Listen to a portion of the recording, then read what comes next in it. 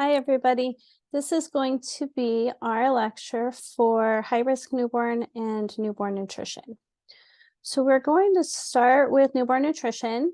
And a lot of what we talk about with this has to do with breastfeeding. Please know that there's more than one way to successfully feed a baby. A lot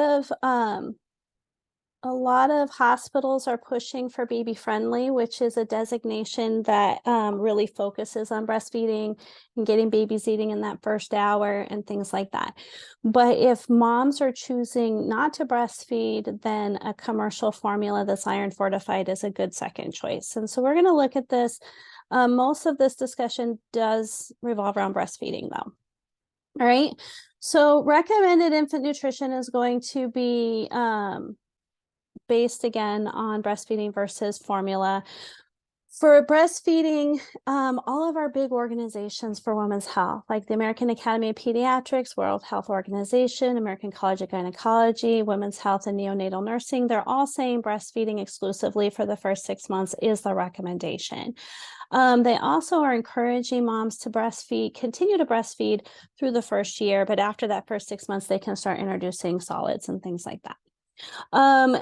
Formula is adequate as a second choice, but it's not equivalent. I'm going to kind of show you the differences with these. So here's some of our benefits to breastfeeding.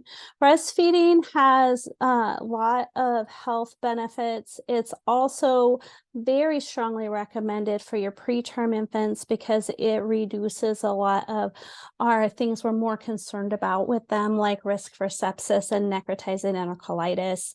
But even for your term babies, there's benefits to reducing infections such as respiratory tract, GI, decrease in SIDS, decrease in asthma. All of these are proven. Okay, benefits for mom. For mom, this is going to be cheaper, okay, than formula feeding. It's going to help the uterus involute faster because that when mom latches baby, oxytocin is released to help the milk let down, which makes the uterus contract. So the uterine involution is more effective and happens more rapidly. So this is also going to decrease postpartum bleeding, right? And then bonding. All right, so there's a lot of things. It's also more convenient in the middle of the night to just put the baby to the breast and make a bottle, things like that. But there's a lot of things to consider. Some moms want to breastfeed and aren't able to. If they have TB or herpes lesions, or if they're HIV positive, then they shouldn't breastfeed, right? Because these are things that pass through the milk. And we're going to talk about how a lot of things pass through the milk, right? It's a difficult decision for some moms if they're returning to work. Some places don't have adequate areas for pumping. There's a lot of things that feed this as far as their decision to breastfeed or not. Nutrient needs for your baby is going to be the same, regardless if they're breast or bottle feeding. A lot of their nutrition is coming from the carbohydrates and the fats that are either in the breast milk or the formula. And this is their only source of hydration. We're not supplementing. Years ago, they gave babies bottles of sugar water or juice and things like that. And we're not doing that anymore. So this is going to be how they stay hydrated. Anatomically, we learned this in week 4. This is what the breast looks like. Complete with milk ducts. When we talk about latch in a minute, what we're looking at here is if the baby gets this whole areola into their mouth, then their mouth is able to massage the milk ducts to help the milk let down. And even women who are very small breasted, they have all of the same anatomic structure and can successfully breastfeed. So lactogenesis, this is again a repeat from postpartum, right? So when the baby's born, the progesterone levels drop. The body starts to release prolactin. Prolactin starts preparing to secrete milk. So it tells the breast to fill. All right, now once the baby latches, the oxytocin is released and that triggers the letdown reflex and tells the breast to empty. So this again can cause more uterine cramping when this is happening because it's oxytocin. Moms might feel more cramping when they're breastfeeding.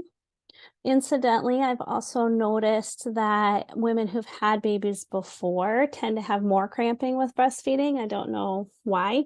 But sometimes for women who are having a lot of discomfort with breastfeeding with cramping because of that oxytocin release, we might pre-medicate them with like ibuprofen. So this is going to be a look at how breast milk is different and how it's the same as formula. All right, so formula and breast milk all have our hydration. It has our proteins, our carbs, our fats, our minerals, and so on. But breast milk contains antibodies, hormones, growth factors, enzymes, things that can't be replicated in formula, right? And so this is going to more quickly colonize the newborn gut and to establish an intestinal microbiome. It's going to change as the baby grows. It's very fantastic how this works. It's very dynamic in that when the baby's latching, their saliva, the mom's body detects whatever the needs are for the baby based on the baby's saliva. And so it will change, it might change what immunologic properties are in the breast milk, depending on if maybe the baby has a virus or something. It's constantly altering to meet the needs of the baby. Okay. So this is, you can't even read this, but you can see that this is our ingredients of formula versus the composition of breast milk. So it's there's a lot more that's involved with that. So for moms that want to breastfeed, okay, we need to start teaching and supporting from the very first feeding. And even beforehand, there's breastfeeding classes moms can take when they're pregnant and things like that. So a lot of good education is helpful. And then when the baby's born, helping to, from the very beginning, build that confidence. All right. So babies are going to go skin to skin right after they're delivered, assuming that they're doing well. That helps with thermal regulation. It also helps moms establish breastfeeding, usually in that first hour after babies are born.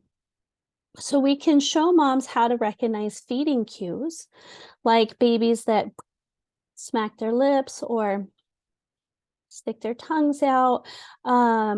They might start rooting, right, where they are turning towards the nipple, mouthing at it. And as babies are getting older, they are bringing their hands up to their mouths and things like that. So these are all signs that babies might be ready to eat. We really would like parents to learn, and you can teach the dads too how to recognize these feeding cues so parents know when the baby's hungry so they can try to latch the baby before the baby is frantic and distressed, because it's harder to get a good latch when the baby's upset. Okay. So when we talk about latching, we can use a scoring tool that's called Latch. Okay. But what we're really looking for this is getting the baby all the way on the nipple and the areola. We call it a deep latch. And we want this because this is going to prevent tissue trauma and nipple damage. It's also going to help promote milk transfer. A lot of times if women stop breastfeeding, it's because that they are having soreness and breakdown and blisters and things like that on their nipples. And this can be prevented. We should be teaching this as a priority from the very first feeding, how to get a good latch. So I'm going to show you latch here.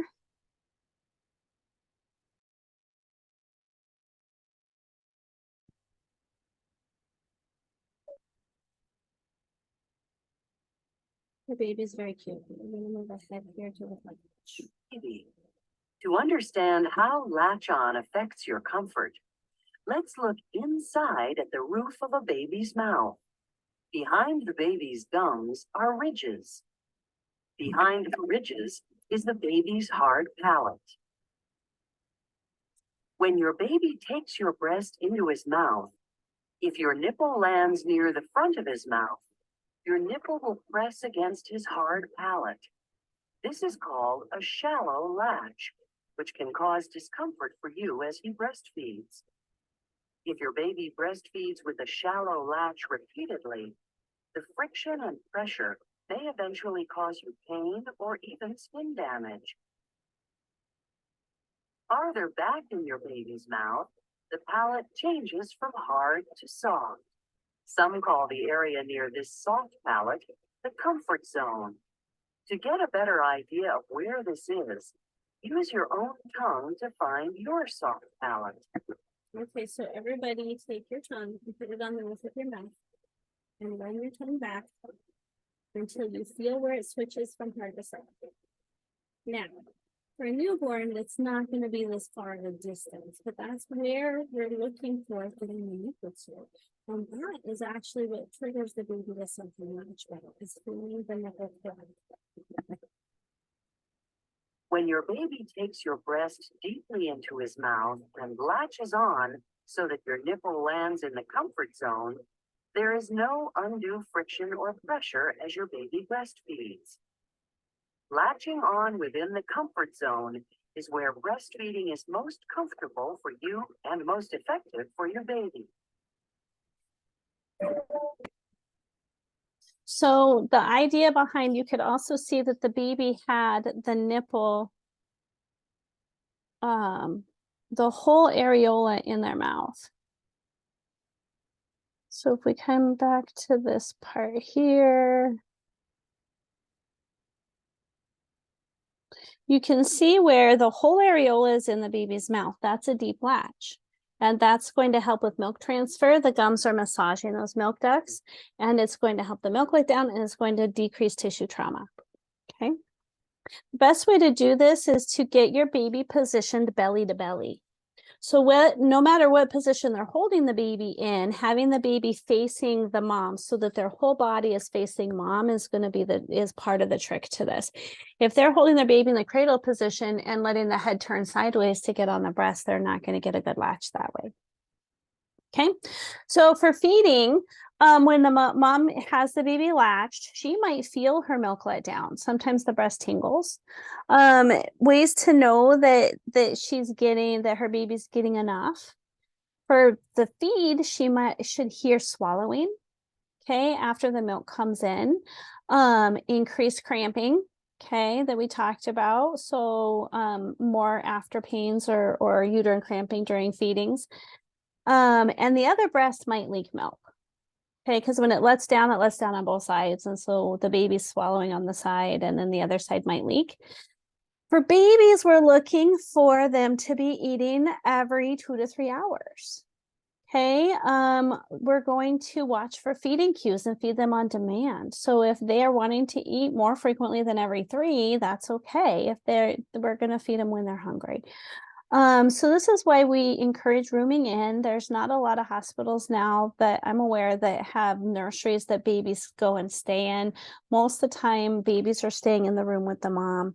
And once the milk comes in, we're looking for whether or not they're having wet diapers. And so that's one way we know they're getting enough. So when she's breastfeeding, it usually takes the baby about 15 to 20 minutes per breast. They'll offer the first breast and they want to let the baby empty that first breast. So the hin milk is the milk that comes out at the end, and that is kind of like dessert. It's high in calories. It's very nutritious for the baby, though.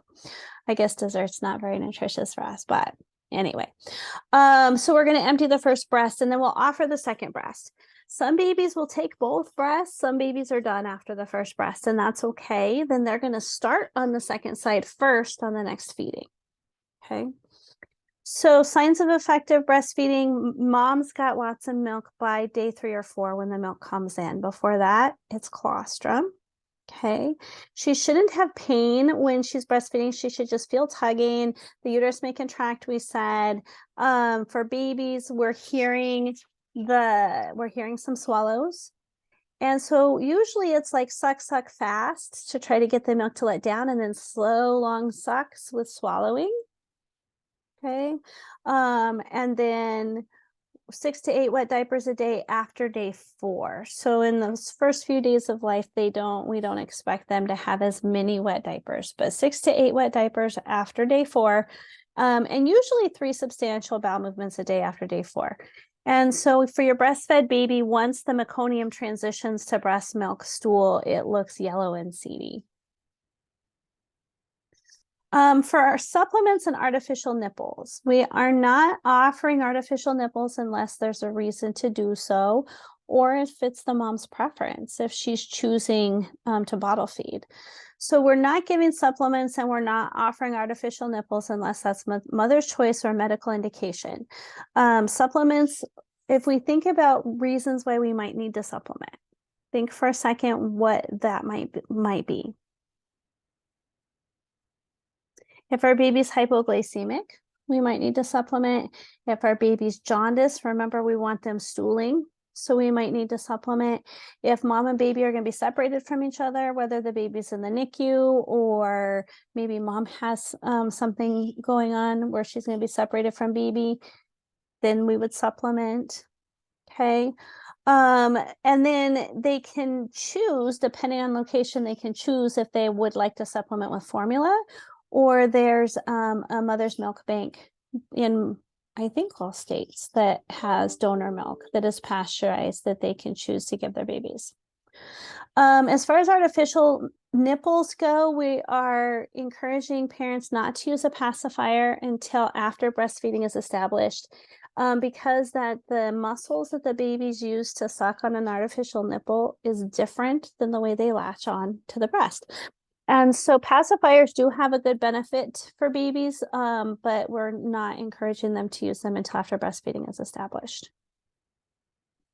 Other considerations for breastfeeding are going to be related to things like how to express, how to store, what to do if they're pumping at work.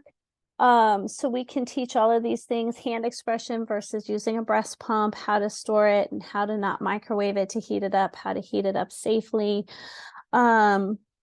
So donor milk, again, Mother's Milk Bank, that's a place that not only could they donate milk to if they have a lot, but it's also a place where they can get donor milk from if their baby needs it.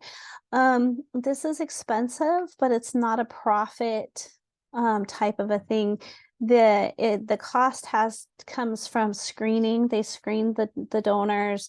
And then they also pasteurize the milk at a very low heat to maintain as many benefits as possible. And then there will be a time for teaching for weaning when the time comes for them to wean their baby. That's not today at the hospital. That might be if you're working in a clinic, things like that.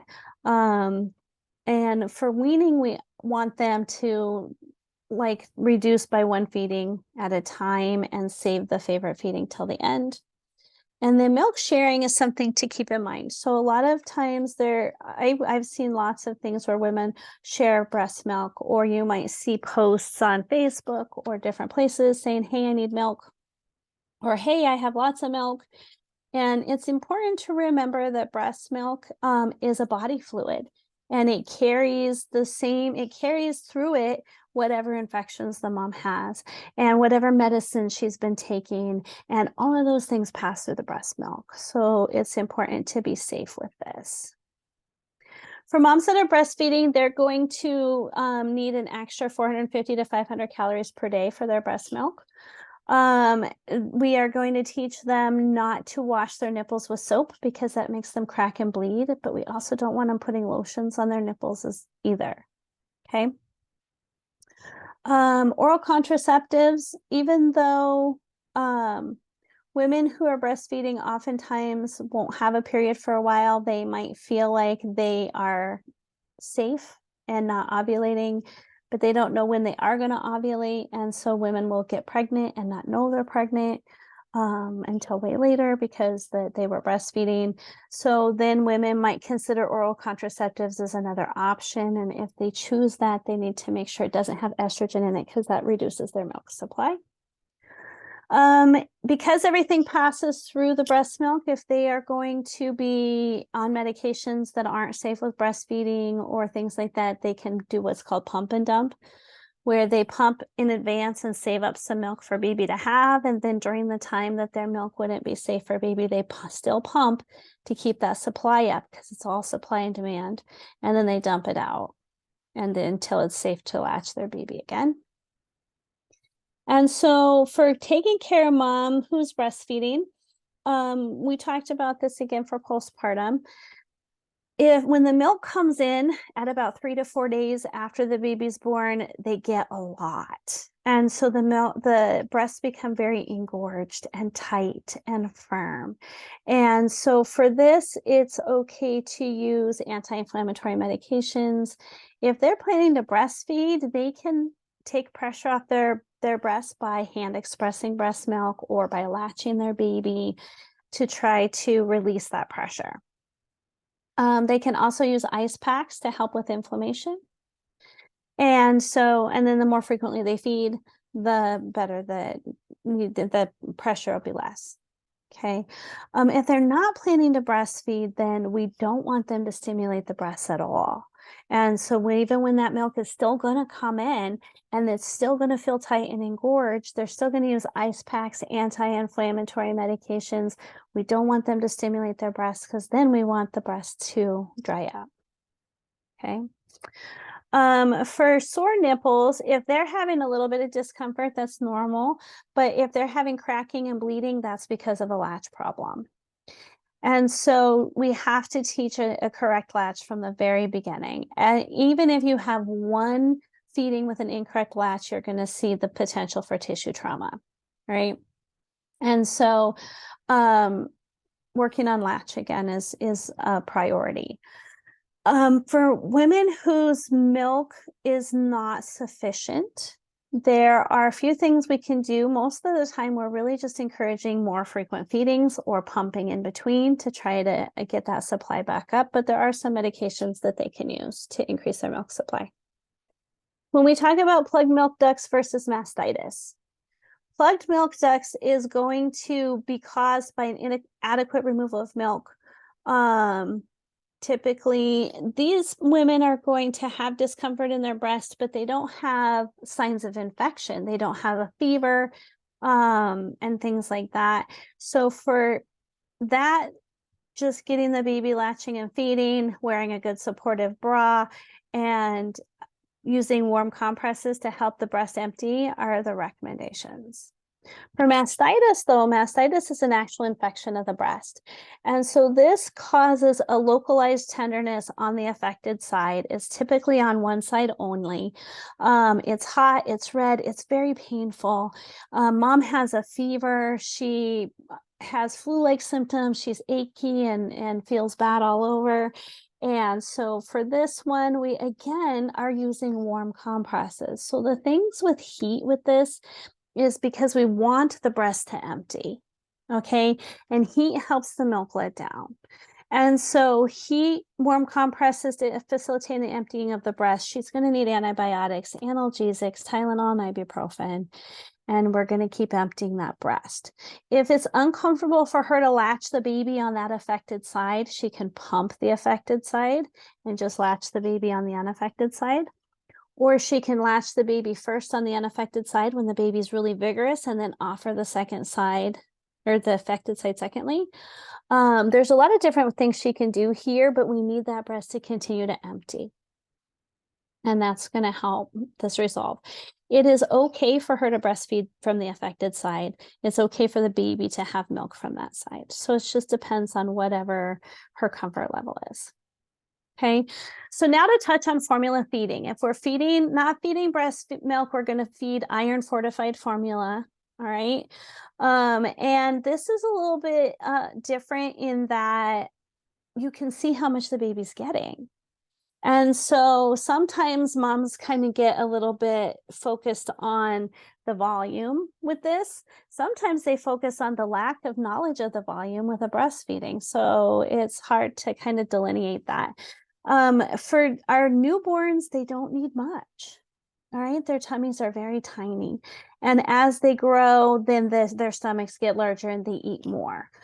We're also not keeping these babies on a strict feeding schedule. We're still looking for feeding cues and a lot of that stuff we just talked about with breastfeeding.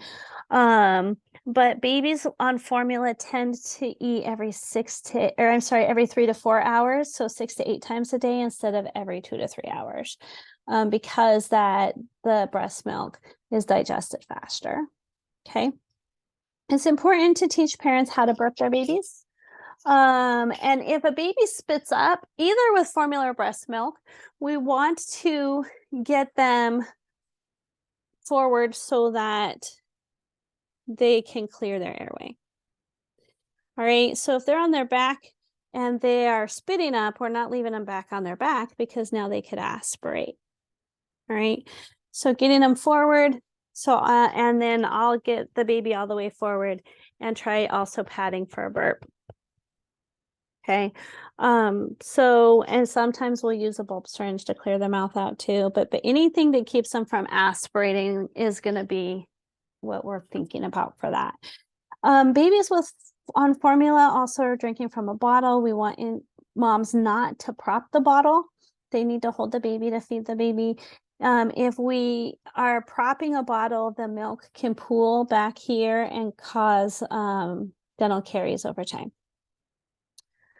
So that is newborn nutrition. Okay. For high risk newborn, we're going to move into that next. I might do a separate recording. I think I will. So I'll be right back.